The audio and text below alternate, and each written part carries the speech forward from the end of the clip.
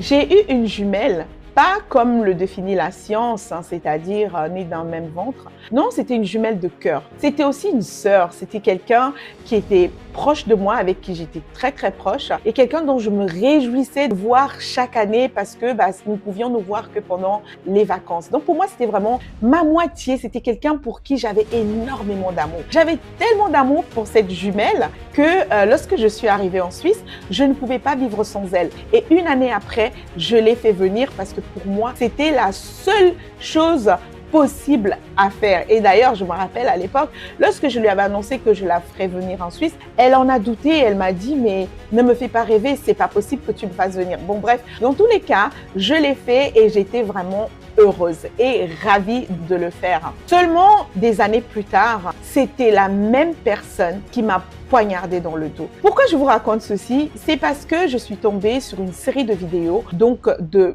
P-Square, l'un des jumeaux P-Square du groupe nigérian, le duo nigérian en fait qui a chanté tellement de belles chansons, Personality ou Beautiful Onyinye. Donc ce duo-là qui nous a fait vibrer pendant des années. Peter est sorti du silence pour parler et raconter ce qu'il a subi au sein de sa famille. Hello à tous mes porteurs et porteuses de lumière, je suis la Queen Sissi, installez-vous confortablement et nous allons réfléchir ensemble.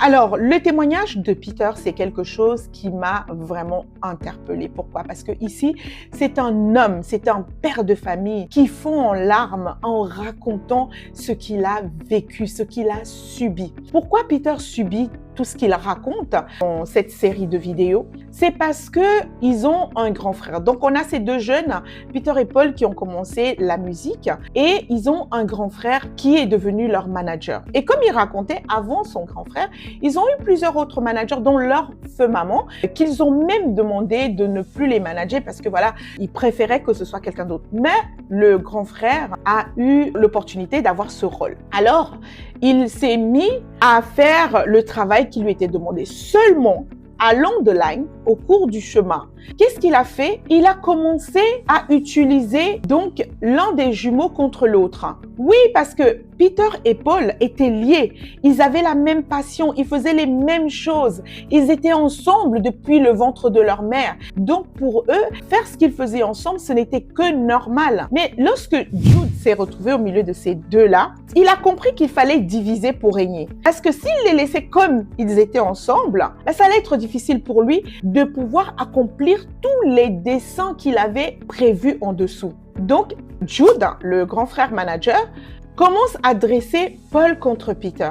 Et Peter, bien sûr, au début, il se laisse pas faire, il comprend pas. Il subit sans vraiment trop parler parce que généralement, c'est ça hein, dans les familles. Hein. Lorsque on se retrouve comme ça dans une espèce de triangulation, la victime souvent ne se rend pas compte tout de suite de ce qui se passe. Même si elle voit que c'est pas normal, elle se dit mais il y a quelque chose qui joue pas ici. Il y a quelque chose qui fonctionne pas comme ça devrait fonctionner. Mais elle subit. Alors Peter raconte notamment cet épisode où toute la famille s'est retrouvée dans une pièce, donc qui était sa chambre. Et parce qu'il ne voulait pas, il disait que l'enfant que sa fiancée avait eu, sa fiancée à l'époque, qui est devenue sa femme, n'était pas de lui. Tous étaient convaincus que l'enfant n'était pas de lui et ils l'ont fait asseoir à même le sol, lui et sa fiancée, pour dire que cet enfant-là, c'était un enfant qui n'appartenait pas à cette famille et que personne ne voulait de cet enfant. En fait, il s'est retrouvé comme ça au tribunal de la famille sans pouvoir dire quoi que ce soit. Et vous savez, c'est le type de blessure qui ne laisse pas quelqu'un indifférent. C'est le type de blessure qui marque à vie comme ça au fer rouge. Et donc, une réunion que tout le monde a prévue, dont il était le dernier à être au courant et qui se retrouve comme ça au milieu de l'assemblée et qui a décidé qu'il ne devait pas être avec cette femme-là parce que cette femme-là n'était pas une bonne femme. Donc déjà, sur sa vie privée, ils ont justement voulu prendre ce pouvoir. Et vous savez, ça me rappelle justement par rapport à ma jumelle, hein, cette jumelle que j'avais. C'est la première personne qui m'a trahi. Et la première fois que j'ai vécu cette trahison, en fait, c'était une après-midi. J'avais à l'époque ce fiancé, ce gars avec qui j'étais, et nous avons eu des problèmes. Et moi, j'ai fait semblant, puisque je savais que ma jumelle allait me défendre, hein, j'ai fait semblant, en fait, de m'être évanouie. Et il a appelé ma jumelle, bien sûr, comme je m'y attendais, parce qu'elle était sur le chemin pour venir chez nous. Et donc, il a appelé, elle est arrivée. Et donc, moi, je suis allongée, donc genre inconsciente. Et je l'entends, elle, plutôt que de le sermonner comme moi je l'aurais fait, parce que moi, typiquement, toutes les personnes avec qui elle était, lorsque quelqu'un touchait, ne serait-ce qu'à son cheveu, je débarquais comme Jeanne d'Arc. J'arrivais vraiment sur mes cheveux en disant, mais tu la touches pas, tu fais pas, t'as pas le droit. Bref, j'avais vraiment toute l'énergie de la lionne indomptable pour aller défendre ma jumelle. Non, elle est arrivée, elle était toute calme, et puis elle lui a dit, oui, alors je comprends pas pourquoi elle agit ainsi, pourquoi Sissi fait ça, elle sait pas qu'elle va te mettre dans des difficultés, toi t'as pas de situation, plus t'as pas de papier, elle va te faire avoir des problèmes. Wouh! J'étais dans mon semi-sommeil et j'écoutais ça et je me disais, mais c'est pas possible, elle est pas en train de parler comme ça. Je croyais qu'elle allait venir me défendre. Eh ben non. Et j'avais tellement été déçue ce jour-là, mais l'amour que je lui portais, malgré tout, a fait que j'ai overlook, je suis passée au-dessus. Mais ça m'avait marqué. Parce que je me suis dit, mais j'attendais tellement pas ça d'elle. Comment pouvait-elle le défendre lui? Qu'importe, même s'il était gentil, peu importe. Mais normalement, elle aurait dû prendre parti pour moi, quitte après à me parler. Bref, ça, c'était vraiment la première pierre qu'elle avait posée. Et la deuxième, c'était vraiment quand, justement, cette fameuse grande sœur est arrivée sur le terrain, arrivée aussi en Suisse, et fameuse grande sœur pour qui j'ai tout fait aussi pour qu'elle soit là. Donc, lorsque la fameuse grande sœur est arrivée, qui n'était pas ma grande sœur à moi directement, mais la grande sœur à ma jumelle, vous comprenez, donc c'est une histoire de cousine. Et donc, cette grande sœur, elle arrive, et lorsqu'elle arrive, moi, je suis toujours très proche de ma jumelle. Enfin, dans l'apparence, dans le lien que je pensais que nous avions. Et donc, cette grande sœur arrive, elle met en place un système, justement, pour nous séparer. Et finalement, elle y parvient. Et moi, je suis choquée qu'elle y parvienne parce que il faut savoir que ma jumelle et moi, nous étions fait une promesse, c'est que personne ne nous séparerait et que toute personne qui viendra se mettre entre nous, c'est cette personne-là que nous allions mettre de côté. Mais à ce jour-là, elle n'a pas mis cette grande sœur-là de côté. Au contraire, elle a pris parti pleinement pour elle. Et vous savez, ça a été vraiment la plus grande douleur que j'ai pu ressentir parce que au-delà de ce lien de fraternité, c'était ma cousine, l'enfant de la sœur à ma mère que j'aimais plus que tout, donc j'aimais cette cousine. Mais au-delà de ça, il y avait vraiment un lien que je pensais particulier entre nous deux. Donc, lorsque Peter parle justement de la trahison de Paul vis-à-vis de lui, notamment lorsque il s'était fait une promesse, c'est que lorsque chacun d'entre eux aurait leur premier fils, leur second nom, les premiers fils de l'un et l'autre porteraient les seconds noms de l'un et l'autre. Donc Peter a honoré sa promesse, mais Paul ne l'a pas fait. Et ça a été le poignard dans le dos pour Peter. Parce qu'il n'a pas compris pourquoi son frère n'a pas tenu cette promesse qui s'était faite. Et voilà, souvent, dans ces liens de famille, vous allez avoir des personnes qui sont proches et dont l'unité va déranger certaines personnes qui, tapis dans l'ombre, en fait, vont tout faire pour que ce lien de fraternité se brise. Mais aussi, je vais rajouter quelque chose. Lorsque ce lien parvient quand même à se briser, c'est parce que au fond du cœur de l'autre personne, il y avait déjà autre chose qui germait. Il y avait déjà de la jalousie, de l'envie, quelque chose d'autre qui n'était pas sain qui germait. Et lorsque ça trouve justement un terreau fertile, forcément, il y aura des réponses. D'ailleurs, une autre chose qui m'avait choquée, c'est que lorsque, au final, le mari que cette fameuse grande sœur a eu organisé le mariage, moi, je n'avais pas été invitée, j'ai été exclue. Et la jumelle était au courant et elle y est quand même allée. Et quelque chose que je n'aurais jamais fait et que je leur aurais dit, je ne comprends même pas que vous puissiez l'exclure. Et vous savez quoi? Moi qui étais exclue, c'était moi qui avais tout mis en place pour que tout se passe. Et au final, j'avais été exclue. Et la rage et la colère qui a découlé de ça, ça m'a pris des années pour guérir et accepter que oui, même si on aime certaines personnes, il faut avoir le courage de s'en défaire. Il faut avoir le courage de s'en éloigner. J'ai eu des liens comme ça dans la famille qui se sont soldés par la même trahison. Parce qu'il y a toujours une personne derrière qui essaye de faire en sorte que ce lien-là ne brille pas. Parce qu'il y a des personnes qui sont jalouses de voir deux personnes être dans un lien sincère. Donc, les jumeaux P-Square, Paul et Peter, leur lien fraternel de gémellité est quelque chose qui a toujours trigger Jude, et que Jude était absolument jaloux de ce lien-là, peut-être parce que lui, il n'a pas été jumeau, mais dans tous les cas, il a tout fait pour que les deux jumeaux ne s'entendent pas et qu'il y ait justement cette séparation après du groupe et de tout ce qui a découlé en fait.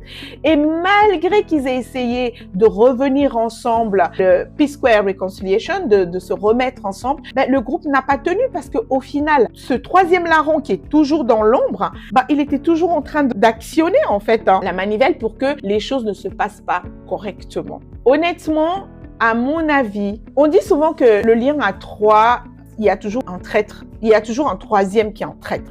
Je pense que c'est vrai. Dans ce lien à trois, il y a toujours un intrus. Le troisième, c'est souvent l'intrus, c'est souvent celui qui vient pour saccager un peu tout. Et moralité aussi, souvent dans les familles, on vit beaucoup de situations qui sont très difficiles, qui sont très compliquées, mais on n'ose pas en parler au nom de la sacro-sainte famille, parce que voilà, on peut pas exposer sa famille, on peut pas parler des choses qui doivent rester cachées. Mais pendant qu'on ne parle pas des choses qui sont censées rester cachées, selon certaines personnes, il y a d'autres qui subissent en silence et qui souffrent. Aujourd'hui, on voit Peter. Honnêtement, ça m'a fondu le cœur de voir un homme, un père de famille, fondre en larmes, pleurer, cet enfant intérieur en lui, pleurer de toutes ces années de maltraitance, de souffrance, de tout ce qu'il a subi au sein même de sa famille. Parce que voilà, ils n'étaient pas d'accord pour ci, ils n'étaient pas d'accord pour ça. Tout simplement, c'était quelqu'un qu'ils ne pouvaient pas soumettre. C'est quelqu'un dont ils ont vu qu'ils ne pouvaient pas le mettre sous leur emprise, sous leur coupe, de faire de lui vraiment leur toutou. Donc, quand cette troisième personne voit qu'elle ne pourra pas faire de vous son objet, elle va forcément utiliser la personne qui est censée être proche de vous pour vous affaiblir et vous détruire. Donc, moi aujourd'hui, bien sûr, je n'ai plus de lien avec cette jumelle et je suis guérie aussi de m'être détachée. J'ai enfin retrouvé ma liberté. Comme Peter aujourd'hui qui parle, qui sort et qui dit « Ok, c'est terminé, je ne souhaite plus avoir ce lien-là ».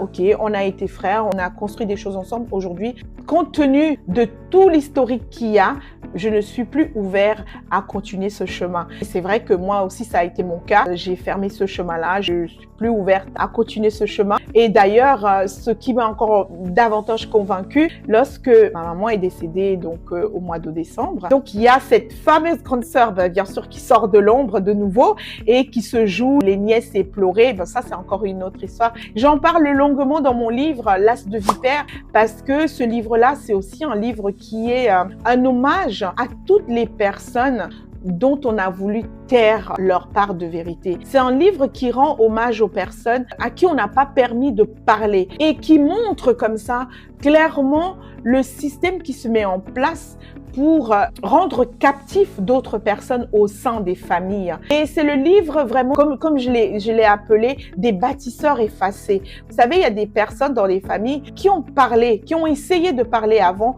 on les a fait taire. Et il y a des personnes qui sont restées et qui sont mortes dans ces familles. Et beaucoup de familles sont des cimetières de personnes qui ont subi. Et c'est vrai que lorsque ma mère est décédée, il y a l'amie de cette cousine qui tire les ficelles dans l'ombre, parce qu'il faut le dire clairement, par cette personne est arrivé vraiment toutes les catastrophes et tous les scandales possibles et imaginables.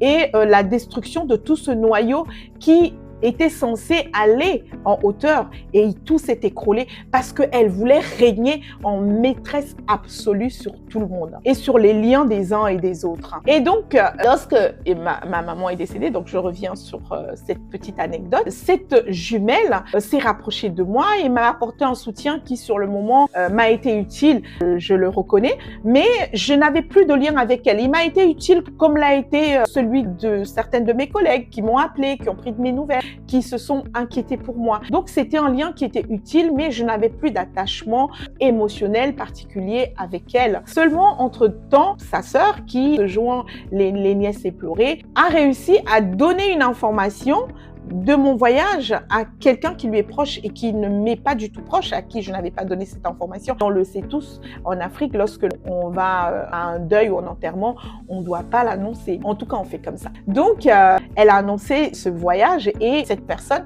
m'a demandé en chemin de prendre le vêtement pour aller enterrer son frère à elle. Donc, vraiment, je devais littéralement porter dans mes bagages une tenue pour aller enterrer quelqu'un. Et on le sait aussi que ça, spirituellement, c'est pas du tout quelque chose de sain.